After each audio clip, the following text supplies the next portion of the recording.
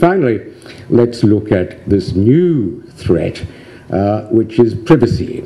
Sadly, the second-rate European judges on the European Court have decided that the right to protect privacy, that privacy includes reputation, so that if you can, to stop something about your tax affairs or an attack on you even as a public person, you can claim that your right to privacy is being infringed, and you can get all sorts of injunctions. And this is a new and serious threat, and there's a case coming up where Max Mosley is saying that the law requires that there should be a notice requirement, so that every time a journalist is going to write a criticism of a public figure, that journalist has to notify the public figure 2 days in advance, so the public figure can go to court and get an injunction on the basis that his privacy, i.e. his reputation,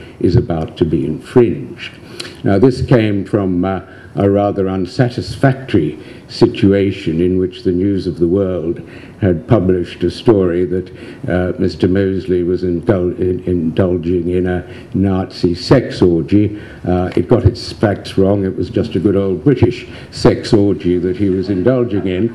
And instead of, it was a serious libel. Instead of suing for libel, he pioneered the path to a jury-less court in which a judge gave him damages for invasion of privacy. And it's on the basis of that case that he's coming to Strasbourg to ask for the European Court to say that that £60,000 is not enough, that like every other public figure, whenever his reputation was being about to be assailed, journalists had to give him 2 days' notice so that he could go into court. I don't want to get into the rights and wrongs of the Mosley case. It may depend on whether you think he's a degenerate or whether you think he's not bad for his age. But it's nonetheless, it is a matter of some seriousness, and its consequences, if he succeeds at Strasbourg, will be perhaps the most devastating for investigative journalism that I can remember.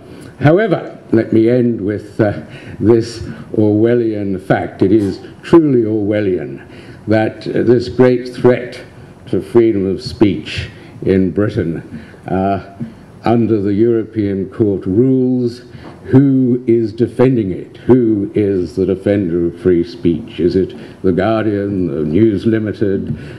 Is it Index on Censorship? No, it is not under the European Court rules. It is the British government, the greatest enemy of free speech in Britain that there has been.